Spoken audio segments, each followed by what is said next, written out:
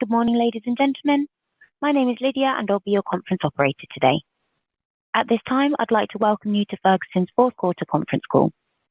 All lines have been placed on mute to prevent any interference with the presentation. At the end of the prepared remarks, there'll be a question and answer session. To ask a question at that time, please press star and then the number 1 on your telephone keypad. To withdraw your question, please press star and then the number 2. I'd now like to turn the call over to Mr. Brian Lantz, Ferguson's VP of Investor Relations and Communications. You may begin your conference call. Good morning, everyone, and welcome to Ferguson's fourth quarter earnings conference call and webcast. Hopefully, you've had a chance to review the earnings announcement we issued this morning.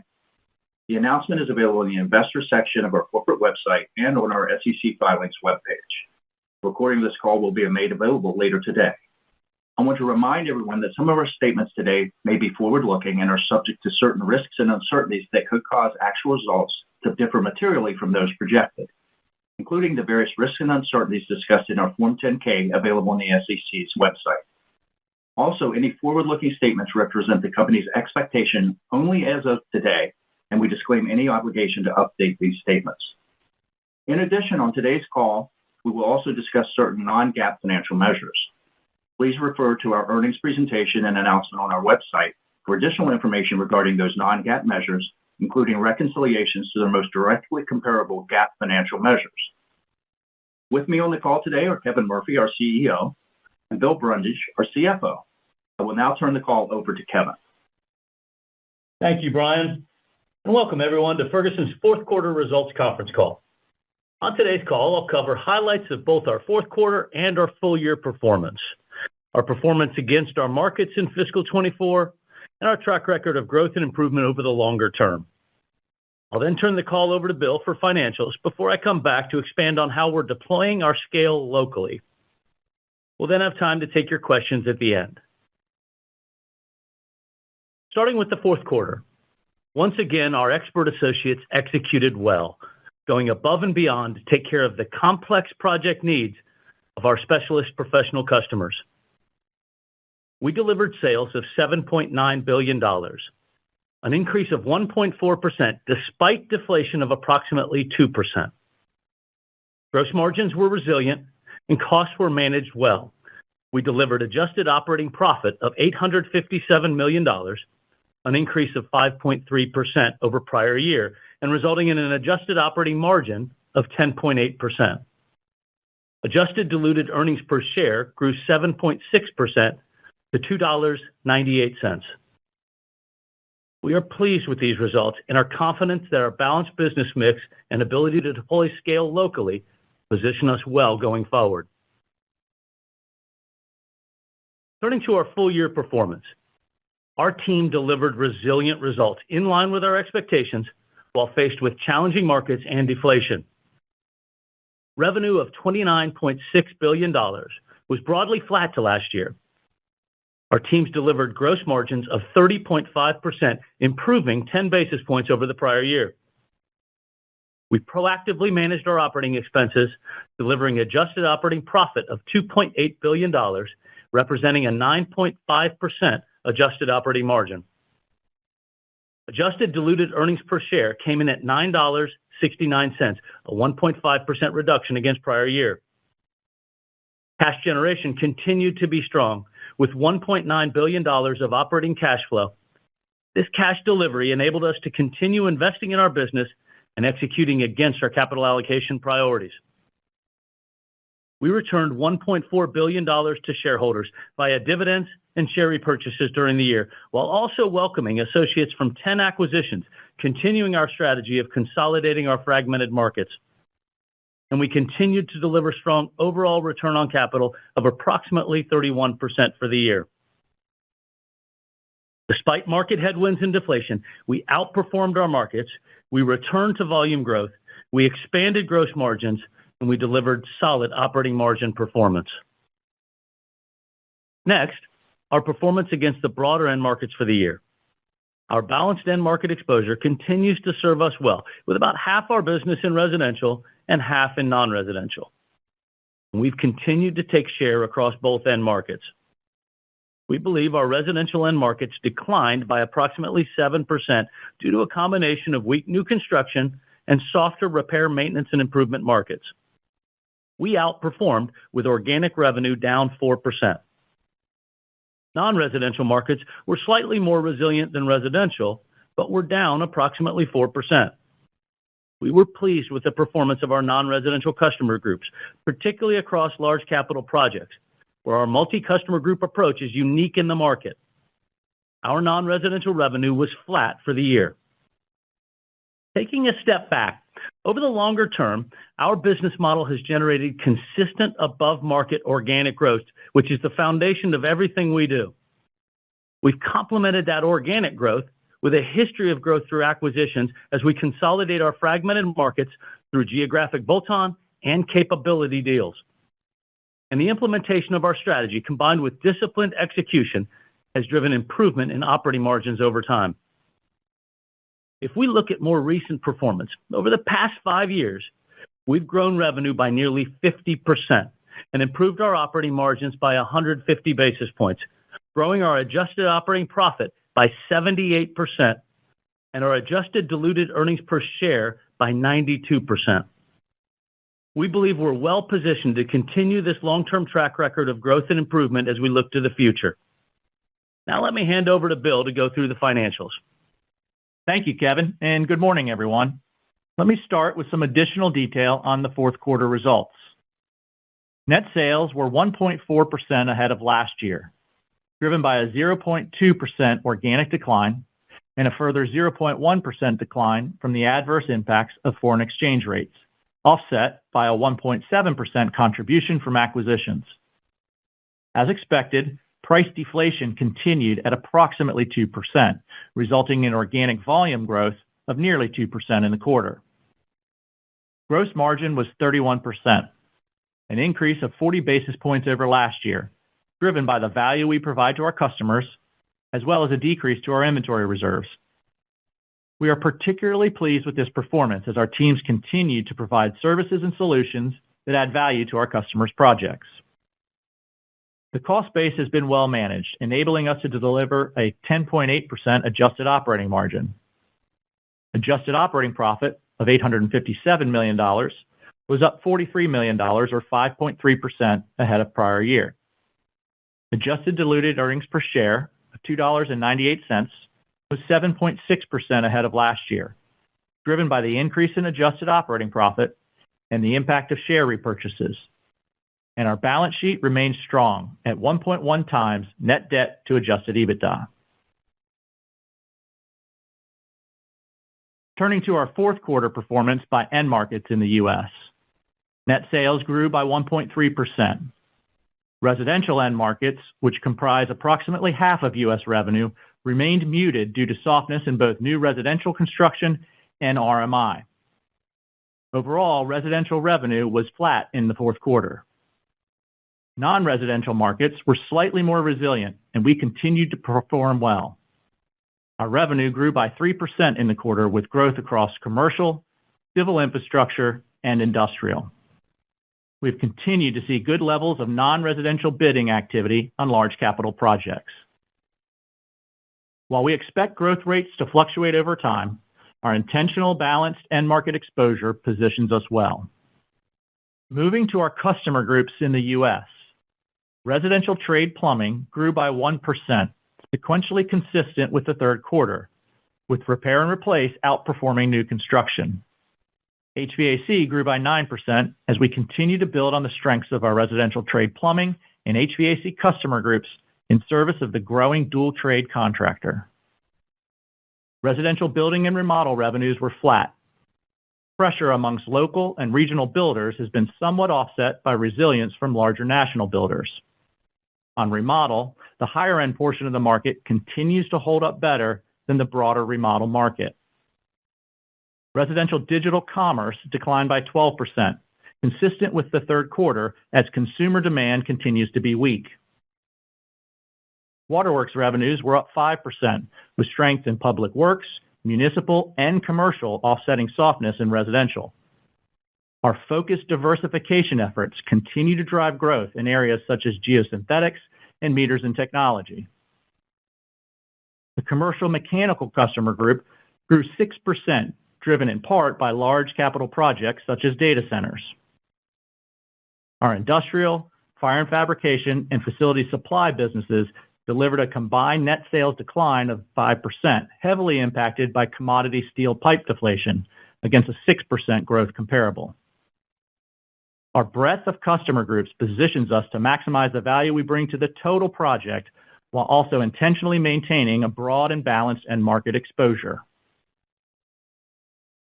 Moving to our segment results.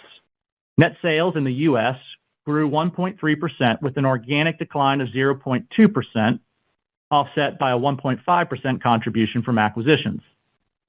Adjusted operating profit of $844 million increased 5% over the prior year, delivering an adjusted operating margin of 11.2%, 40 basis points ahead of last year.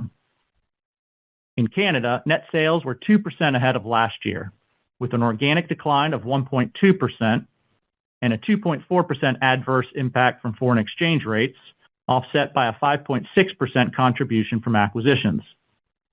Markets have been broadly similar to that of the United States. Adjusted operating profit was $22 million in the quarter, flat to last year. Turning to the full year results, net sales were 0.3% below last year, with an organic decline of 2.4% and a 0.1% adverse impact from foreign exchange rates. Offsetting this was a 1.8% contribution from acquisitions and a 0.4% uplift from one additional sales day. Deflation was approximately 2% for the year, driven by certain commodity categories. Gross margin was 30.5%, 10 basis points ahead of prior year as we continue to execute our strategy and provide value-added solutions to our customers. During the year, we were proactive in managing both labor and non-labor operating expenses to respond to the prevailing volumetric environment. As a result, adjusted operating profit of $2.8 billion with a 9.5% adjusted operating margin was in line with expectations we set out at the beginning of the fiscal year. And adjusted diluted earnings per share was $9.69, slightly down by 1.5% for the year. We are pleased with this performance given the market headwinds and deflation we experienced during the year. Moving to our cash flow performance. After the normalization of inventory last year, which generated outsized cash flow, we returned to a more typical year of strong cash generation, with operating cash flow of $1.9 billion. Interest and tax came in as we expected, and we have continued to invest in organic growth through CapEx, investing $372 million in the year. As a result, free cash flow was $1.5 billion for fiscal year 24. Our balance sheet position is strong with net debt to adjusted EBITDA of 1.1 times. We target a net leverage range of 1 to 2 times, and we intend to operate towards the low end of that range through cycle to ensure we have the capacity to take advantage of growth opportunities, as well as to maintain a resilient balance sheet. We allocate capital across 4 clear priorities. First, we invested $372 million into CapEx in the business to build on our competitive advantages and drive above-market organic growth. We're investing to optimize our supply chain network through a combination of automation, efficiency, and expansion. And we continue to invest in digital tools and technology, as well as our extensive branch network. Second, we continued to sustainably grow our ordinary dividend. Our board declared a 79-cent per share quarterly dividend, bringing our full-year dividend declared to $3.16, representing a 5% increase over our fiscal 23 declared dividends, reflecting our confidence in the business and cash generation. Third, we're consolidating our fragmented markets through bolt-on geographic and capability acquisitions. As Kevin outlined, we are pleased to have welcomed associates from 10 high-quality businesses this year. We invested $260 million, bringing in approximately $400 million of incremental annualized revenue. Our deal pipeline remains healthy, and we will continue to execute our consolidation strategy. And finally, we are committed to returning surplus capital to shareholders when we are below the low end of our target leverage range. We returned $634 million to shareholders via share repurchases this year, reducing our share count by approximately 3.3 million. And we ended the year with approximately $900 million outstanding under the current share repurchase program. Now let's turn our attention to the sequential revenue performance of the business, which is trending in line with our expectations. We've seen gradual improvement in organic growth trends despite market softness and ongoing deflation. Organic volume returned to growth in Q3 and Q4. While two-year comparables will ease as we progress through fiscal 25, we anticipate continued near-term market challenges and headwinds from deflation, particularly in the early part of the year. Which leads me next to our full-year guidance. Given various uncertainties of the market backdrop, there are a broad range of potential outcomes for the year ahead. Taking this into account, we believe revenue will grow in the low single-digit range for the year, reflecting an ongoing challenging near-term market environment. Our assumptions are based on our end markets declining in the low single-digit range, inclusive of pricing being down slightly for the year, driven by continued commodity deflation, particularly as we enter the year. We assume continued market outperformance of approximately 300 to 400 basis points, a tail from already completed acquisitions, which we expect to generate approximately $250 million in revenue, offset in part by one fewer sales day in the third quarter. We have provided a range for adjusted operating margin between 9.0% to 9.5%. We expect interest to remain broadly consistent between $180 to $200 million. And as previously noted, our adjusted effective tax rate will be approximately 26%. And we expect to invest between $400 to $450 million in CapEx. After a year of strong execution, delivering resilient results, we continue to invest in the business to support our ongoing market outperformance. We believe the combination of our strong balance sheet, flexible business model, and balanced end market exposure positions us well as we move into fiscal 25. Thank you, and I'll now pass back to Kevin. Thanks, Bill. I now wanted to take some time to expand on a few key areas that Bill mentioned as he discussed our performance that we believe differentiate us in the market. First, our scale and global supply chain set us apart. Quite simply, we're driving the best breadth and depth of inventory where and when our customers need it. We aim to connect the entire supply chain from the point of manufacturing to the point of install. We deliver scale locally through our vast network of facilities and our fleet of vehicles for final mile delivery. This extensive network places us within 60 miles of 95% of our customers in North America. Building on this competitive advantage, we are further optimizing our network through a combination of automation, efficiency, and expansion. We continue to invest in our distribution facilities and implementing technology solutions. The combination of our supply chain capabilities and our expert associates allow us to deliver the best local service in the industry. Next, we continue to focus on the significant dual trade opportunities in plumbing and HVAC. Our ability to bring together market-leading capabilities in both plumbing and HVAC provide us with a competitive advantage for serving these professionals and capturing growth from this market for years to come. We estimate that the combined HVAC and residential trade plumbing markets to be approximately $100 billion, of which we estimate nearly $30 billion of the market is serviced by more than 65,000 dual trade plumbing and HVAC professionals. And this segment of the market is growing.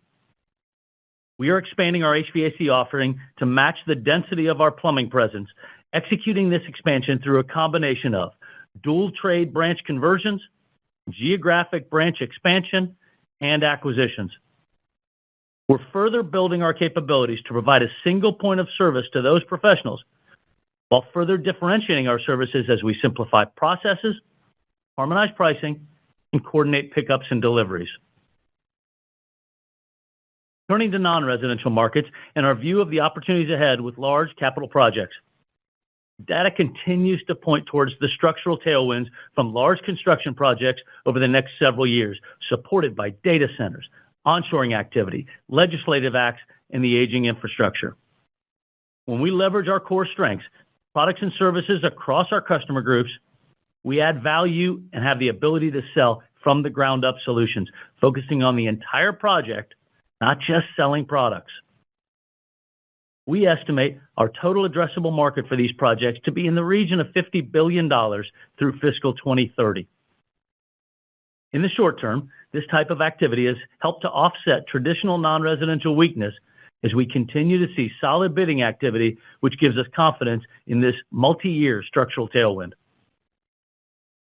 We believe our scale and multi-customer group approach strongly positions us to capture meaningful growth from these significant and complex projects over the medium term. To close, let me again thank our associates for their dedication to serving our specialist professional customers. We are pleased with our team's execution in the quarter and for the year as a whole. Despite market headwinds and deflation during the year, we continued to consolidate our markets, we returned to volume growth, we expanded gross margins, and we delivered solid operating margin performance. Our fiscal 25 guidance reflects modest full-year growth in an ongoing challenging near-term market environment. Our cash-generative model allows us to continue to invest for organic growth, consolidate our fragmented markets through acquisitions, and return capital to shareholders. We intend to do this while maintaining a strong balance sheet, operating at the low end of our target leverage range. We will continue to invest in scale and capabilities to take advantage of multi-year structural tailwinds, such as underbuilt U.S. housing, non-residential large capital projects, and our opportunity with the dual trade plumbing and HVAC contractor. Thank you for your time today. Bill and I are now happy to take your questions. Operator, I'll hand the call back over to you. Thank you. Please press star followed by the number 1 if you'd like to ask a question, and ensure your device is unmuted locally when it's your turn to speak. If you change your mind or your question has already been answered, you can withdraw your question by pressing star followed by the number 2. Our first question today comes from John Lovallo with UBS. Please go ahead. Your line is open. Good morning, guys. Thanks for taking my questions. The first one is just maybe a little bit more color on deflation. I mean, what does deflation look like so far in August and September for finished goods and commodities? And it sounds like the expectation might be for an inflection, a positive inflection at some point in the second half of the year. I mean, can you confirm if that is what you guys are thinking and, specifically when that might occur in your view? Yeah, thanks, John. Good morning. Thanks for the question. This is Bill. I'll start with that one. So if you go back to fiscal 24, as we talked about, deflation overall for the year was driven by commodity-based products, which drove an overall deflation of about 2% for the year. As we exited the year and entered fiscal 25, that was pretty consistent. We do expect as we move through the year that as we roll over those comparable deflation numbers from last year in commodities, that could ease somewhat. But as we sit here today, we don't have a crystal ball, and calling the price on commodities is pretty difficult. So we do expect deflation, particularly in the first part of the year. We would expect today that to ease somewhat as we move throughout the year, but that's driving the overall pricing slightly down for the full year call that we have included within our guidance. Understood. Okay. And then, in the quarter, what was the gross margin benefit from the decrease in inventory reserve? And then in terms of your full year outlook for operating margin of 9 to 9.5, how are you sort of thinking about the upper and lower end of the range and what may drive, each of those? Yeah, sure. So first off, we were very pleased with the overall gross margin performance, both in the fourth quarter, but as well as the fiscal year. 31% gross margin in the fourth quarter had a very strong underlying gross margin performance as our teams continue to deliver value in the marketplace and provide great service to our customers. We did have, on $4 billion of inventory, as we true up our normal inventory reserve process, we had a little bit of a pickup there at the end of the year that had a bit of an outsized impact on the quarter. As I take a step back, I would think about both the gross margin and the operating margin in Q4 as pretty flat to prior year, absent those inventory reserve adjustments. And then in terms of the guidance, our guidance from an operating margin perspective of 9 to 9.5, reflects continued modest pressure on operating margins, particularly in the short term, as our markets remain challenged, and as we step into the year with that continued deflation that I just spoke about. So that's going to put a bit of pressure on SG&A leverage in the short term, pretty similar to what we saw this past year in terms of deflation driving some SG&A leverage pressure.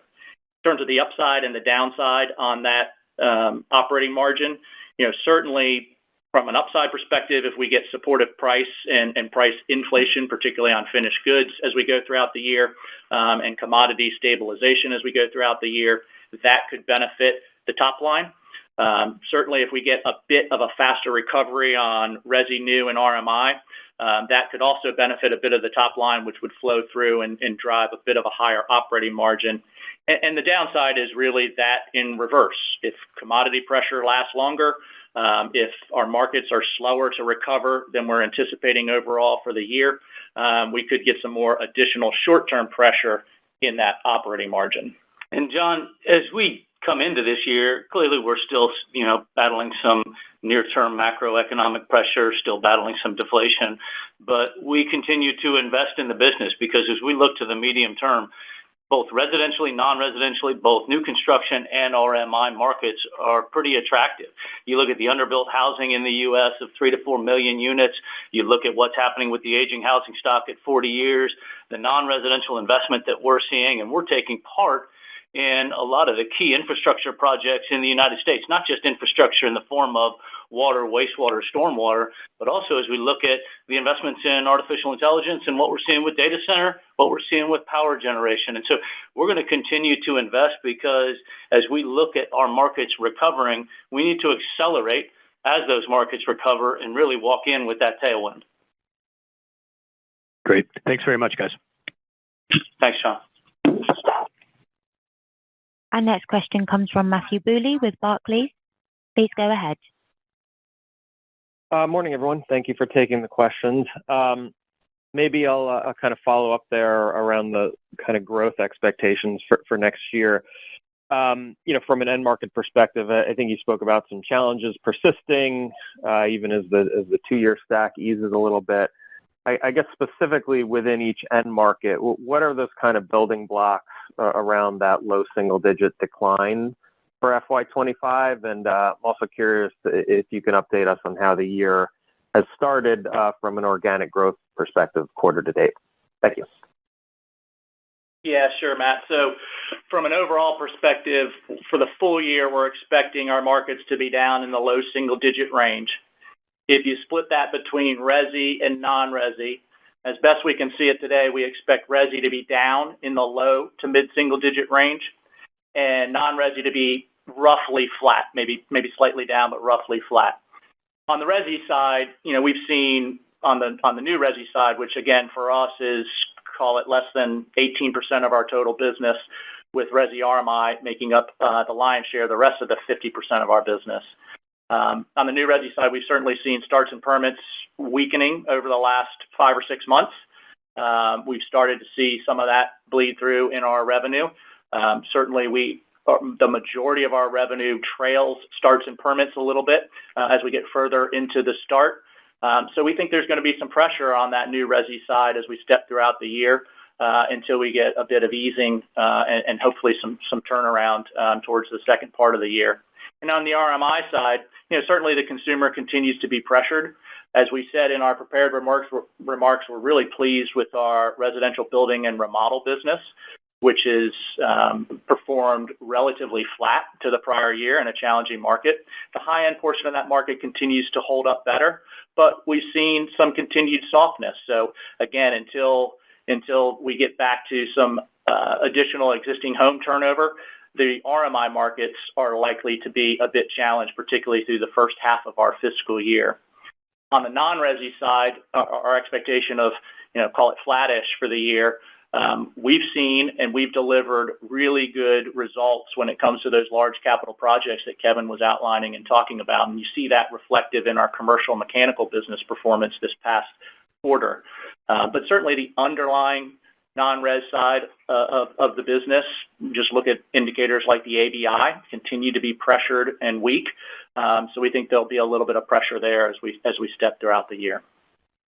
In terms of how the year started, look, August has been pretty similar to Q4, a bit soft with organic growth still slightly down. And as mentioned on John's question earlier, we're still working through some of that deflation. So no real change as we stepped into the fiscal year, a bit of pressure, which we would expect in the early part of the year. Yeah, Matt, just a bit of caution, as we enter this fiscal year. You talk about new construction on the production side of the world, still good, single-family production, but it's pacing itself out. When you look at something like spec homes for the regional or local builder, that's pretty much moved to the side. And so that activity has a bit of caution embedded in it, even as you look at the repair-replace side of the world. We've talked about the HVAC business and what that means as it looks to replace moving to more repair. And so you see in our HVAC business, we have parts and supply growth that is outpacing unitary equipment growth. And that's pretty standard for where we sit today inside the environment. And then on the non-res side, as Bill indicated, we're seeing good large capital project work, but that's offsetting a bit of the slowdown as we look at big box distribution, warehouse, hospitality, and some more traditional non-res work. Got it. Okay, thank you for that, Kevin and Bill. That's very helpful.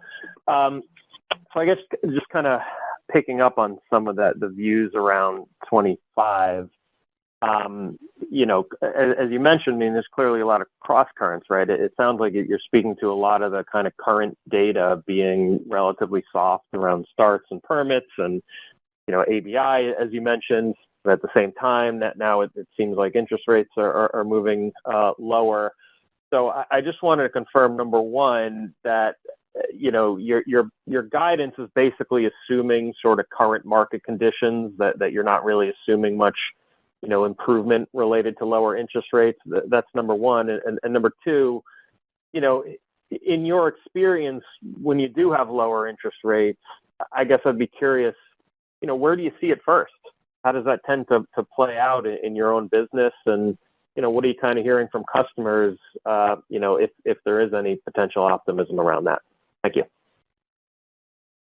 Customers remain cautious but optimistic. You look at interest rate movements that we're going to see, and we would see that play out over time. It would start with our waterworks business as lot preparation happened, and we'll see what happens as you look at different subdivision activity, for example, and what that paces out to in terms of sections and portions and how many lots are being developed at a particular given time.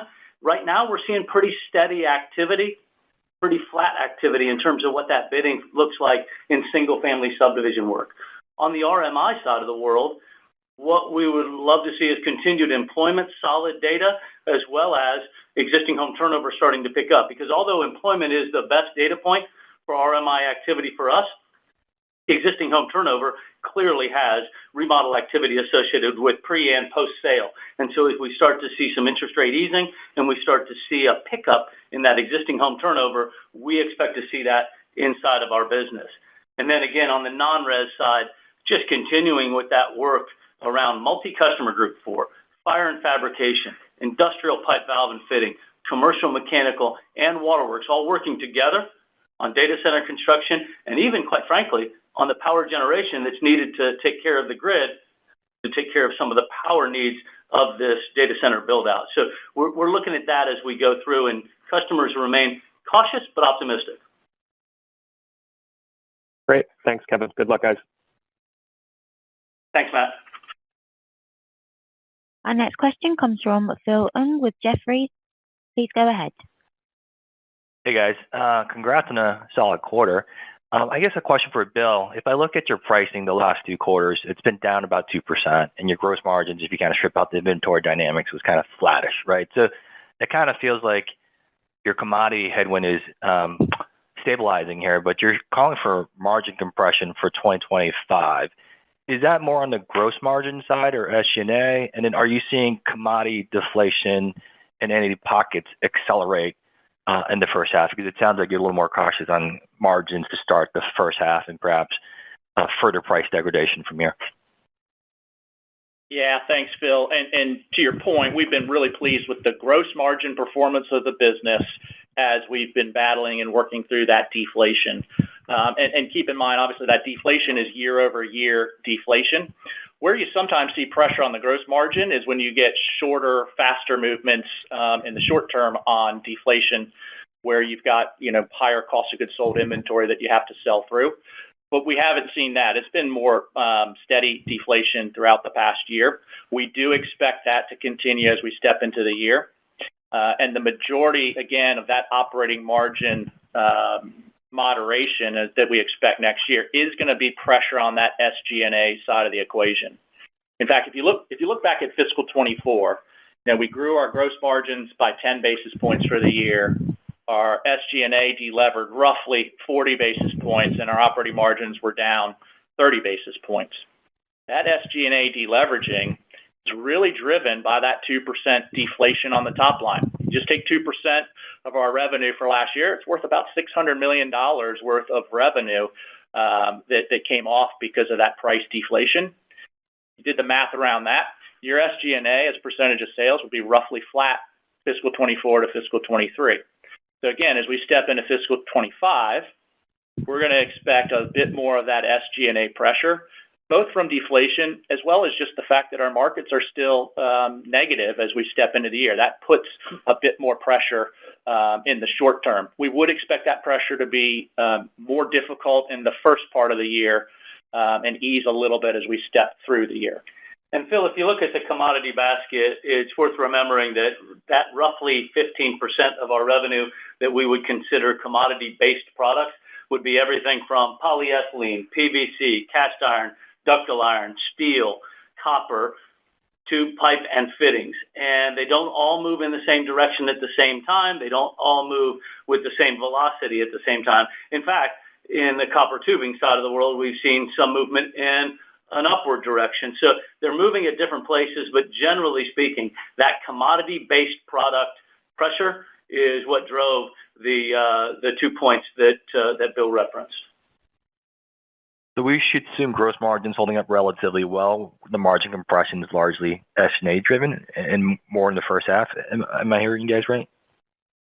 Yeah, I think that's reasonable. I mean, look, our gross margins, if you look over the last 2 years, have been relatively consistent at roughly 30.4 last year, 30.5 this year.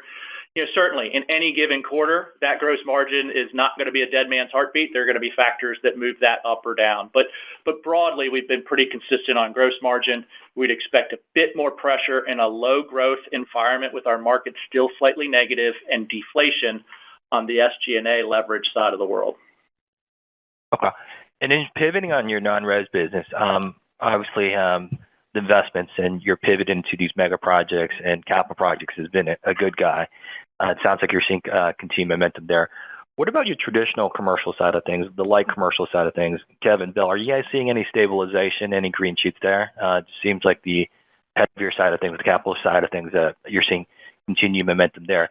Some of the companies we covered have called out project delays ahead of the election, contractors holding back on some of the stuff ahead of rate cuts. It doesn't sound like you're seeing any of that, but any color would be helpful.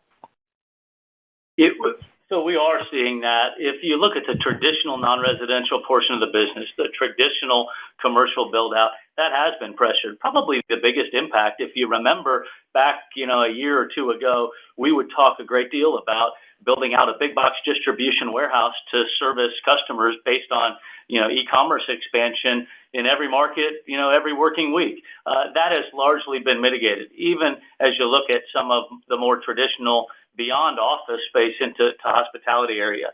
But the good news about our business is our customers, as well as our customer groups, have been able to pivot to those large capital projects to offset that. To see 6+% growth in our commercial mechanical business, 5% growth in our waterworks business, to see our fire business performing as it does, even in the face of strong steel pipe deflation, has been quite encouraging as they work together, but at the same time making sure that they're focused on the unique needs of that customer on that large capital work. That's been encouraging to offset traditional non-res. Okay. Appreciate the color, guys. Our next question comes from Anthony Pettinari with Citi. Your line is open. Please go ahead. Good morning. Can you talk about progress on own brands or private label in fiscal 24, and maybe what you're targeting in 25 in terms of end markets where that could, product categories where that could move the needle, and any kind of rough way to think about sort of rule of thumb on margin benefits? Yeah, thank you for the question. If you look at our own brand, it is just shy of about 10% of our revenue. I would think about own brand in the context of a broader product strategy. As we look to help customers navigate their projects, we want to make sure that we're working with them on what the appropriate product is for the application and guiding them to a product that's going to not only service their project needs, but then also be beneficial to our company and our vendor partners as we look to grow our business over the long haul. And so not only do we have own brand growth, but we have growth within our branded partners where we've been able to grow faster than market and be their best path to market. And so I would think about own brand in the broader context. It's important. It's faster growing inside of our residential business today than non-res, but really is across all aspects and all customer groups inside the company. Okay, that's very helpful. And then just, sorry if I missed this, but on the fiscal 25 guide, the tax rate, I think a point above what you did in 24. Any driver there or anything you'd call out? Yeah, actually, if I go back to where we were kind of in the middle part of this past fiscal year and we were evaluating our corporate structure, we had flagged when we made the decision to move to the U.S. that we were going to experience an increase in both UK corporate tax rates as well as Swiss corporate tax rates, and that our effective tax rate was going to go up marginally to about 26%. When we solidified the move to the U.S. Through our merger transaction, and now that we're a U.S. domiciled corporation, 26% is about what you should expect given today's current corporate rate of 21%, plus our state rate of, call it, 5.5%. So 26% should be a good rate for this year, absent any changes, certainly in the federal government space on rates. Got it. Thank you. I'll turn it over. Our next question comes from Sam Reed with Wells Fargo. Your line is open. Awesome. Thanks so much. Wanted to touch again on pricing here. Appreciate all the commentary on the commodity side of the business. That said, I wanted to talk about the other part of your business, your finished goods pricing. Any sort of notable category call-outs we should be mindful of. Any potential outliers, either above or below expectations on finished goods? Thanks. Yeah, sure. If you look at finished goods for us, which, again, to your point, is the lion's share of our revenue, just over 85% are finished goods. Over the past year, fiscal 24, it was broadly flat, maybe slightly up for the fiscal year. That's a little bit below what we see in what I would call a typical year. Normally we have, low single-digit price inflation on finished goods. As we flagged throughout the last few quarters, we had seen those finished goods price increases being a little bit more spotty than we would traditionally see. And that continued through this calendar year. So as we sit here today, we would expect a bit more normalized price increases for calendar 25. Those typically happen at the beginning of the calendar year. But again, we don't have a crystal ball on that. And so we'll monitor that closely as we work with our suppliers and understand what their price increase plans are for calendar 25. Yeah, as Bill said, it's been broadly flat. And as you look at the different customer groups, product categories, it's been very surgical in terms of where price increases have happened. As you can imagine, labor costs for our manufacturing supplier partners has gone up, but their input costs potentially have gone down as commodities have deflated. And so they've been very surgical in their approach in different areas as opposed to broad price increases across their different product categories. And we expect much of the same as we go through this calendar or this fiscal year. That's helpful. And then maybe switching gears, talking SG&A, just looking at the growth in SG&A on an absolute basis, it looks like it was up maybe 1% during the quarter, and that's a bit of an improvement versus last quarter. Maybe just talk through some of those efficiencies that you are generating on the SG&A line, and perhaps bucket out SG&A, kind of including and excluding acquisitions. Thanks. Yeah, I would first say acquisitions put a little bit of pressure, but overall not a large impact from acquisitions given the size of our expense base. To your point, we were pleased with the performance as we came through the fourth quarter. Probably a little bit better from an SG&A leverage perspective than maybe what we had anticipated. But I kind of take a step back from that and look at the full year as a whole again, because we can have some quarterly movements in any given quarter, both on gross margin and on SG&A. And so when you look at that full year, again, we had a little bit of deleveraging, again, largely driven by that deflationary pressure. And then when you look at our cost base as a whole, we're nearly 60% of our cost base is labor.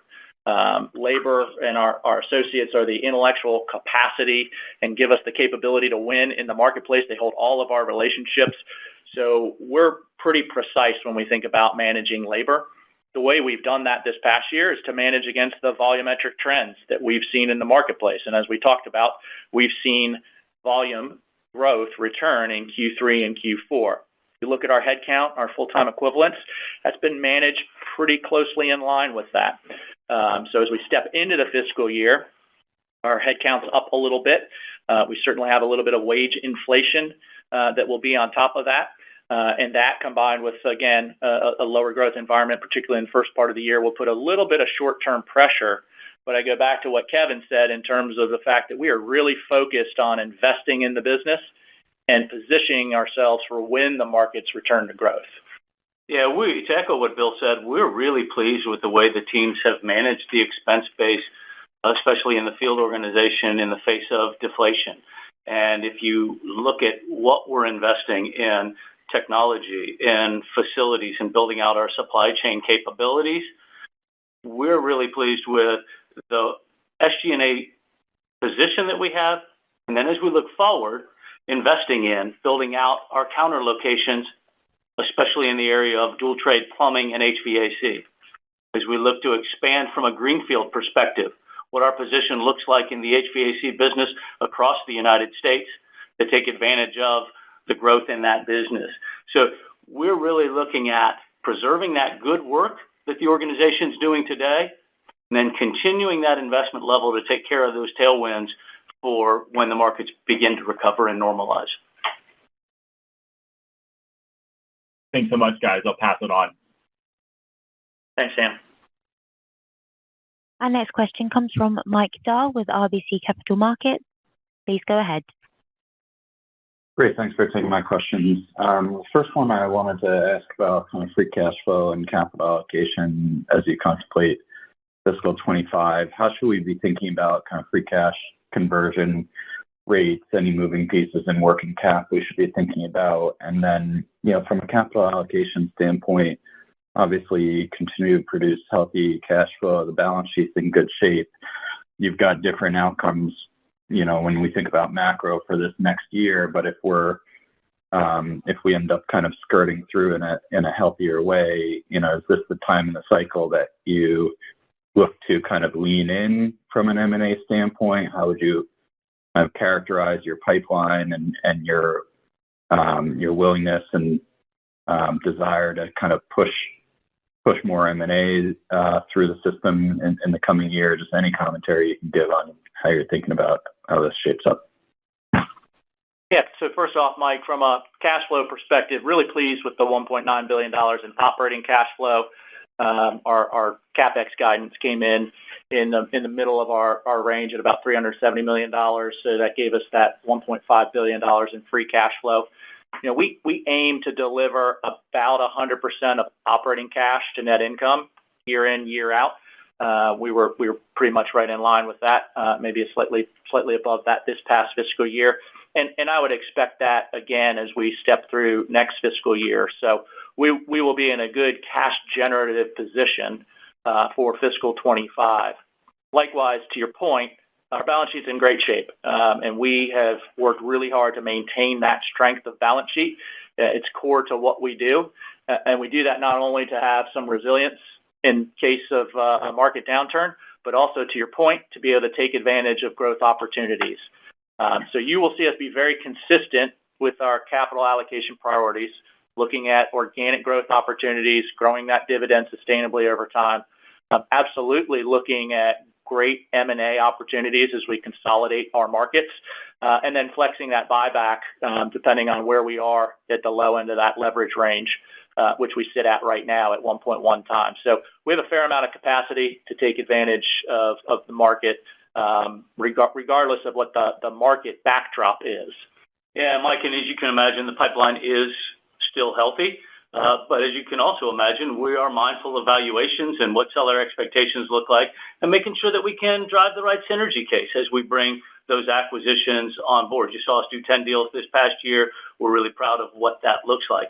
As you look to going forward, pretty balanced approach in both the residential side and non-residential side. It's worth reminding everyone that this is an organic growth first company that then complements that growth with M&A. And as we look at the residential side, we're going to continue to look at what M&A opportunities are available on the HVAC side of the world, making sure that we're a great succession planning opportunity for those small to medium-sized independent wholesalers. And then on the non-residential side, we're looking a lot at capability deals that can help us with areas like VDC, virtual design, fabrication, valve and automation, things that can help us across multiple customer groups, especially in light of that continued growth in large capital projects and what makes us effective for the project as a whole. Well, that's great. Thank you for that.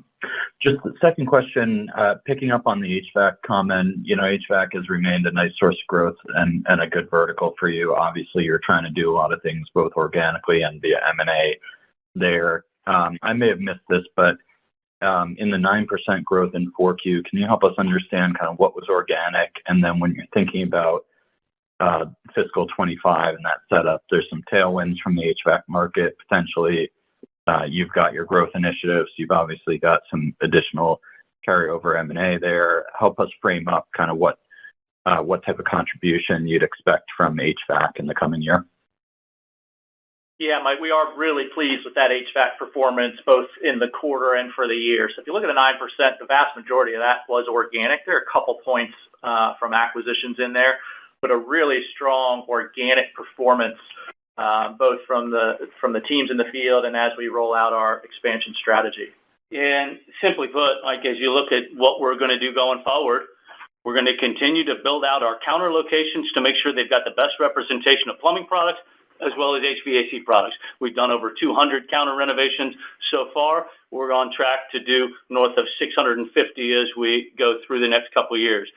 We're also going to then do greenfield expansion to make sure that we can grow both equipment lines as well as expertise in markets where we don't currently have HVAC. We call it HVAC everywhere we are plumbing, which is a read-through to everywhere in the United States. And then as you look at rolling that together with M&A, as you know, sometimes you need to do M&A in order to get at some of the unitary equipment lines, as well as great local relationships that we can bring together with our company to leverage the strengths of scale in that local market. So I'd look at it as a three-prong approach to growth in HVAC in the coming year. Great. Thanks, Kevin. Thanks, Bill. Our next question comes from David Manthey with Baird. Please go ahead. Thank you. Good morning, Kevin and Bill. Thanks for taking the time here. First off, I assume you have a macro backdrop when you're developing your fiscal year budget into the next year. Could you discuss really rough base case assumptions for general economic conditions and interest rate trajectory as we look to the new fiscal year here? Yeah, Dave, I kind of go back to what we said earlier as we think about our budgets and planning for the year. Yes, we look at things like GDP projections, but we're really trying to look at those leading indicators on both the resi new, resi RMI, and then non-res side of the business. So go back to those things we talked about, starts and permits, certainly, as well as projections of starts and permits. And embedded in those from the third-party sources that we look at, there's some expectation of some level of rate cuts.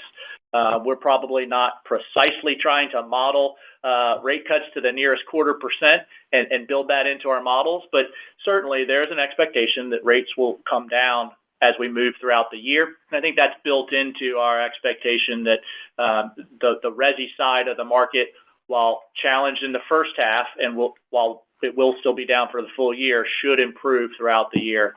And then on the non-res side, I go back to some of those things that we talked about earlier and that Kevin highlighted around that traditional non-res business and some of the indicators like ABI that are still pointing to softness.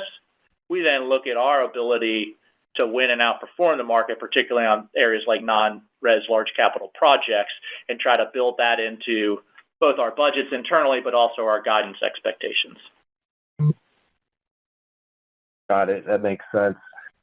And then peeling back the onion here on your low single-digit revenue guidance for fiscal 25, it sounds like you're assuming markets down low single-digit, deflation maybe a point, carryover from acquisitions probably a +1, and then share gain maybe that typical 300 to 400 basis points. Just correct me if I'm wrong on any of that. And then I guess secondarily, if market growth picks up through fiscal year 25, and if deflation kind of flattens out, maybe turns to inflation, would that condition take you above the range here for your base case, or is that kind of trajectory what you're factoring into your full year guidance?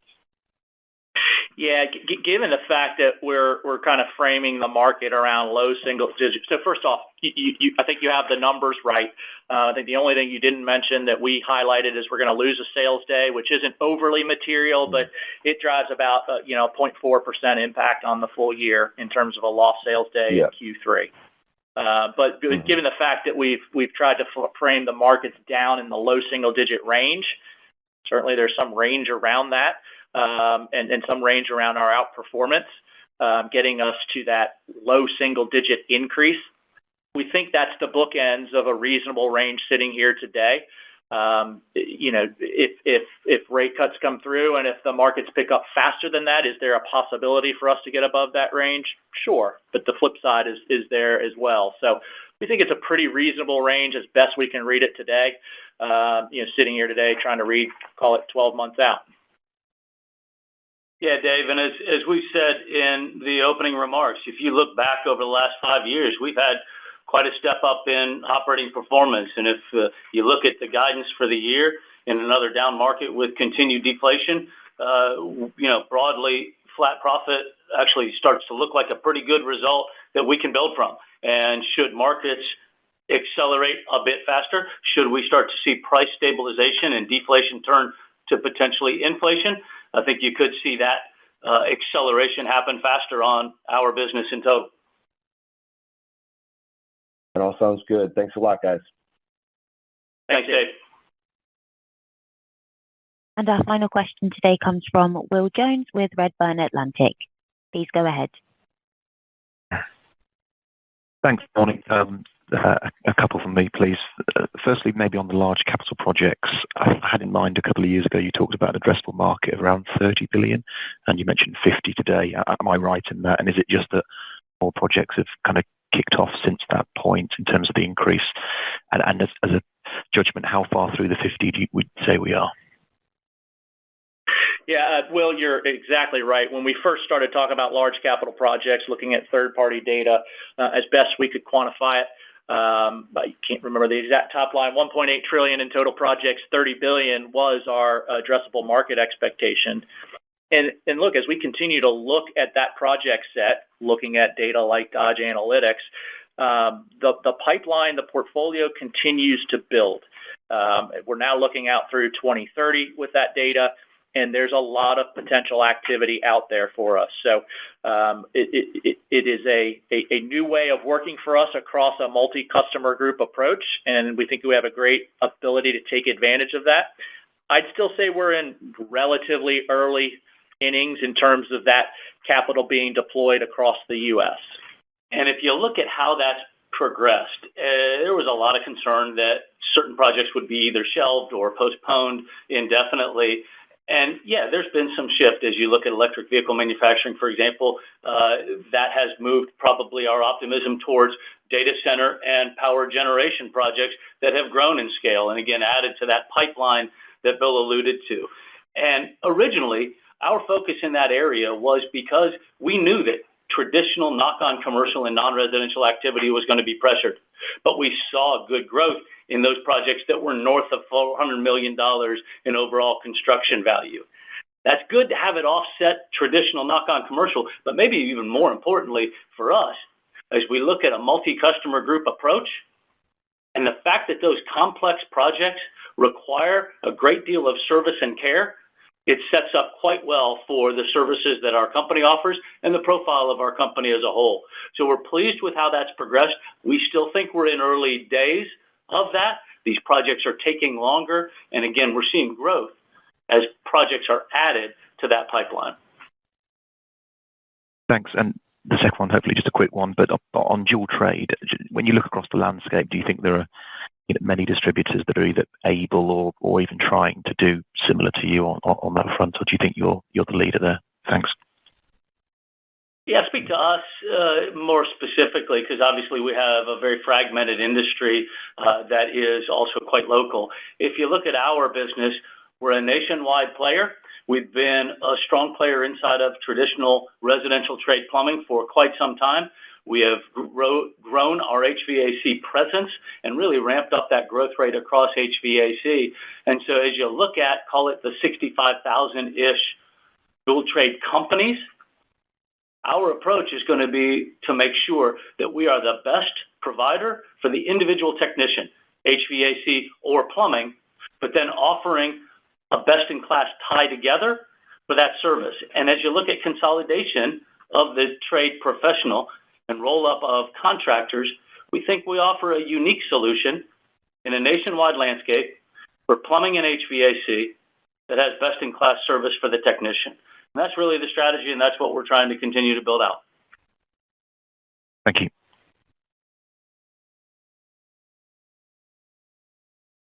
Thank you. This concludes today's Q&A session. So I'll now hand back over to Kevin Murphy for any closing remarks. Thank you, operator. And thank you again for the time today. We appreciate it more than you know. I'll end the way we began, and that is we're really thankful to our associates for their dedication in serving that specialist professional customer that is core to our business. We're quite pleased with the performance, both in the fourth quarter as well as in the full year.